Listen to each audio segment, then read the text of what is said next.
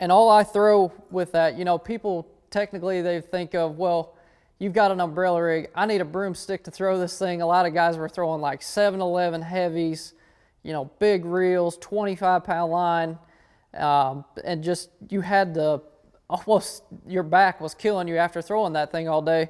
Well, with our rig, like I said, it's aluminum heads and it's super, super lightweight. For the gear that I use, I only use a 7-foot heavy for that 5-arm rig. And you can see I have one rigged up here. I'm actually fishing a little tournament tomorrow, so we're going to get into that too.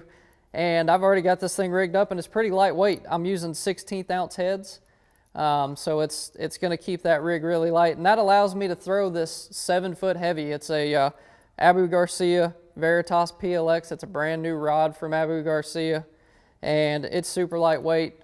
I throw that on a Revo STX, a 7.3-to-1 reel. Now I will go down to a 5.4-to-1 reel, and the reason for that is the water temps when they get super, super cold. If you're like me, you wake up in the morning, you're ready for blast off. You've been, you know, thinking about that tournament all night long. I've had a few cups of coffee. I'm in the morning, I'm a little jittery, so when I make that first cast with my umbrella rig, if that's 7.3-to-1, if I feel like I'm reeling that thing too fast, I'll go down to that 5.4-to-1. I usually keep one of each on my boat when I can throw an umbrella rig. And like I said, the tournament I'm throwing tomorrow, like Justin said, you can fish these things. And most of them are 3 baits with hooks and 2 baits without. So, but that's you don't have to overpower yourself is what I'm getting to here is the 7-foot heavy Abu Garcia PLX, you know, it's super lightweight in my hand and I can throw this thing. It's almost like throwing a spinnerbait to me. Is kind of what I refer it to. It's like throwing a 1/2 or 3/4 ounce spinnerbait. You know, with these, I got 3 weights on here that are 1/16 of an ounce. So that's only 3/16 of an ounce, and our rig, you know, is somewhere around, the 5-arm is probably somewhere around 1/4 of an ounce. So I don't have a whole lot of weight in this setup. You know, it's between 1/2 and a 3/4 ounce. And so the 7.3-to-1, the reason I want to use a 7.3-to-1 is if I'm wanting to reel that rig a little bit faster, you know, maybe the water temps are creeping up into the upper 40s, low 50s, where you don't have to slow it down so much with that 5.4-to-1. And it, you know, you're taking up a little more line, obviously, with your gear ratio. So when you hook a fish, you know, that's a big key for me is a lot of times in the winter, let's say you're fishing for smallmouth spotted bass like I do around here a lot. Those fish they're feisty when you hit them. So when you hit them with that, and that's a perfect rod, it loads up perfect, so you don't have to worry about losing fish and stuff like that. But when you hit those spots or those smallmouth and they're coming at you at 100 miles an hour, you want that 7.3-to-1 to keep up with those fish.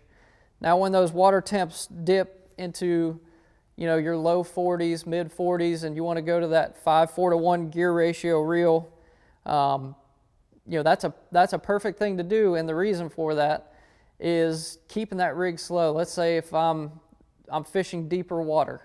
Let's say I'm going out and I know I'm going to target brush piles in like 20 to 30 feet of water.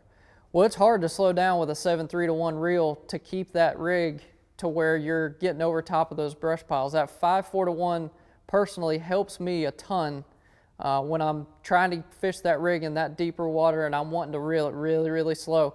I have found over the years with an umbrella rig, the slower almost that you reel that thing in the winter, the more bites you're going to get. You want to crawl it like, let's say you're crawling a big swim bait or something like that. You want to barely turn that reel. You want those swim baits just barely moving. I mean, when your water's in the 40s and low 50s, you don't see shad just going nuts or running across the surface. And even when you get schooling fish that time of year and they're in pockets or that such, I mean, yeah, you can go to that 7.3-to-1, but you want to wind it as slow as you can. And that's been a big key to me, is why I alternate those 2 reel speeds. Like I said, that 5.4-to-1, you know, you're getting out there a little deeper water, or maybe you're targeting just largemouth. A big largemouth in the wintertime, he doesn't want to move very far or very fast, for what I've found. You know, on our lakes around here, you know, they'll sit on the bottom. Some of them we catch, they'll be in 40 and 50 feet of water, and they actually got mud on their bellies from just laying on the bottom. So they're not going to move real quick to go get a meal. You got to wind that thing really, really slow to get it past them. Pretty much when I'm testing the rig in the water before I blast off for a tournament, or even if I'm just fun fishing, I want to just kind of pitch it out there in front of the boat, and I want to watch it. I want to have it to where the blades are barely turning if you're throwing one with blades, and where the swim baits are barely kicking. That's going to get you guys more bites. For me, it has in the past. And the information Bass University provides isn't your basic run-of-the-mill fishing video. This is specific information from A to Z to help you learn, get to the water, and become a better angler quickly.